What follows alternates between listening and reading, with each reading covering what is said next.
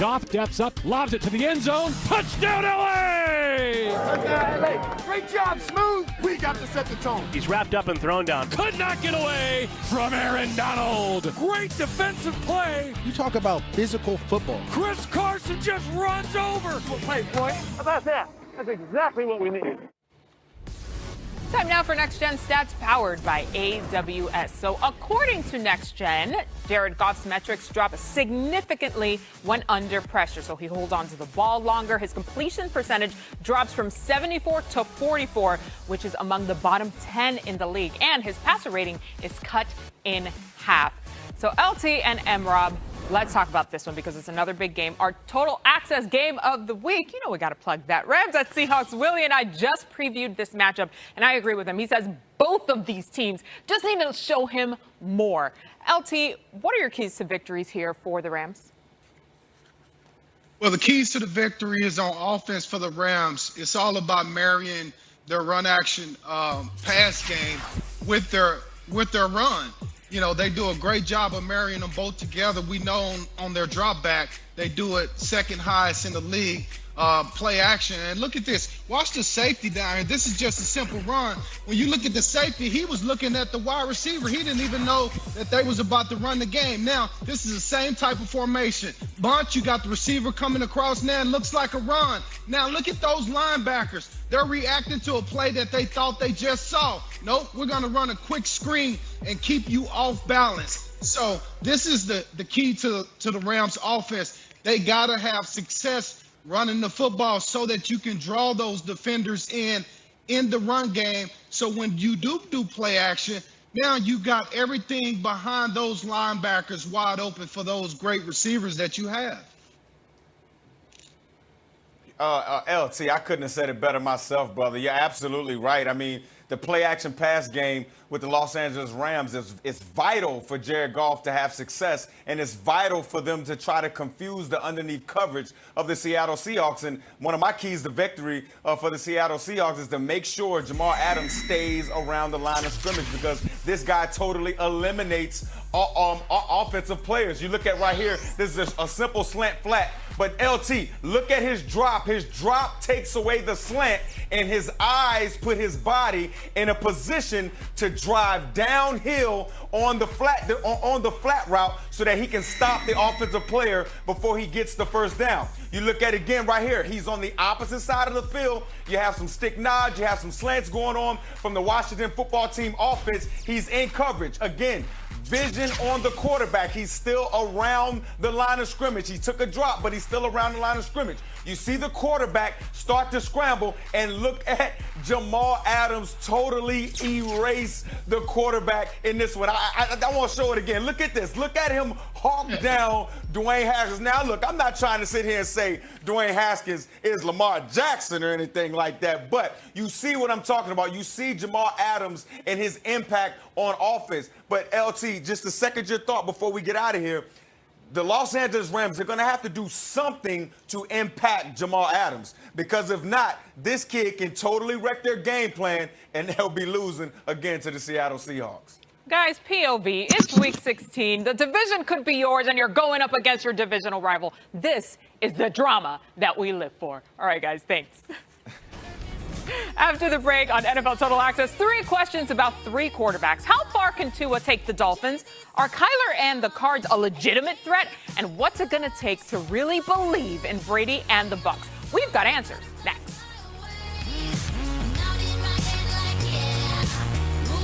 Stay with us on Saturday, will ya? We have a triple header going on. Start your day at 1 p.m. Eastern on NFL Network as the Bucs take on the Lions. At 4:30, the 49ers face the Cardinals on Prime Video. And you finish up your NFL Saturday back here on NFL Network as the Dolphins battle the Raiders at 8:15 p.m. Eastern. We got y'all. Bucs and Lions is the first game of that Saturday slate. Sean O'Hara, triple header there. But the Tampa Bay Bucs here going on a playoff run. What is your key for success for one Thomas Brady? Yeah, MJ, can they play the Atlanta Falcons every week? Because Tom Brady is undefeated against them 7-0. Look, here's what Brady reminds me of. He reminds me of an aging NBA player. He kind of waits till the second half, waits till the fourth quarter to start dishing dimes like this. Mike Evans showing up in a big game like that, clearly he and Tom are on the same page. So that's huge for Mike Evans. Godwin on the slant right here for the touchdown. So the red zone is the key with Tom Brady. Finishing drives. It doesn't have to be a slam dunk. Guess what? It could be a three-pointer. It could be a shot from the extended foul line, too. It still counts for 2 points. But no doubt, Tom Brady in the red zone in the fourth quarter, he's clutch. Okay, I hear you on this fourth quarter, Shad, but this was another come-from-behind win for Brady. In these last 2 games, he should be able to just get this offense on and popping from the beginning. We'll see if he can against Detroit. Sean, thanks. Murray drops back to throw. Fires left side. Hopkins. DeAndre Hopkins puts his hands up and he catches it, and it's a touchdown. Shotgun formation. Snap to Murray. In trouble. Steps up and runs to his right of the 20. To the 10. Breaks a tackle to the 5. Kyler Murray with a touchdown run. Another one. M-Rob and LT, the 49ers Cardinals, they're the middle game of that triple header there. The Cardinals trying to hold on to a playoff spot. Where does Arizona need to improve, though, as the playoffs approach, LT? Yeah, MJ, I'm looking at their run game in particular, their running backs inside, in between the tackles. Now, teams are doing a really good job of adjusting to that zone read with Kyler Murray, and they're taking Kyler Murray out of the run game by containing him and not allowing him to get outside. So those running backs, Keon Drake and Chase Edmonds, they're got to do a better job of running between the tackles. Too often, they don't get any yards on first and second down running between the tackles when those teams take Kyler Murray away. And so you find yourself a lot of times in second and long, third and long. And I like to call those plays empty plays. Too many empty plays for the Arizona Cardinals, oftentimes trying to run the ball inside. They have to do a better job in that aspect of the game.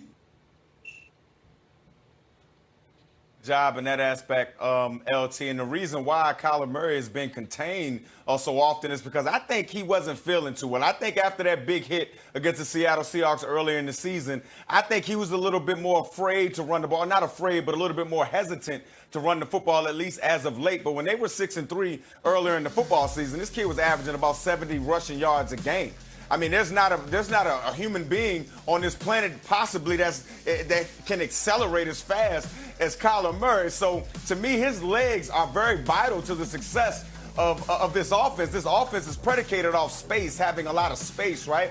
And those runs in between the tackles, LT, that you talk about, the space it'll be more space there if Kyler would challenge guys on the outside a little bit more like he was earlier in the season, make those guys miss, and again, it'll be space for everybody on this offense to eat.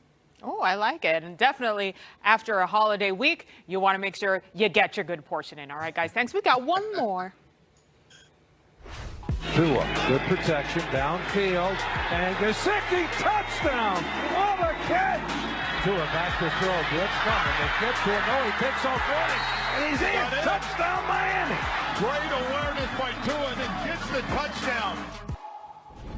D'Angelo! Come on in, my friend. Listen, the last game of our triple header Saturday, Dolphins-Raiders. Miami trying to hold on to that 7 seed for dear life there in the AFC. How far can Tua take the Dolphins in the playoffs? Oh, man, I love me some Tua. I love Coach Flores, and I love this football team. And you asked that question, I think it's how strong are the backs of the guys on the defensive side of the football, because that's what's been really guiding this Dolphins football team. It's that defense's tenacity to keep opposing opponents out the end zone. Tua's a young quarterback who is seeing the field really well. I love what Chan Gailey has been able to do offensively, allowing Tua to not only throw the football outside the pocket a little bit, moving that pocket for him, but you saw last week he even ran 2 touchdowns with his legs. So he's getting a lot more comfortable, and as he continues to grow, this offense will grow, this team will grow. But I think the Dolphins are a year too early to actually compete for a championship.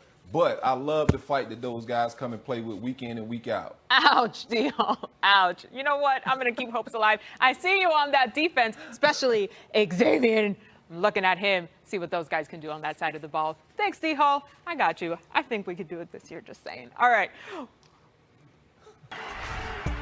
Into the end zone and intercepted, picked off by the All-Pro Justin Simmons. End zone interception.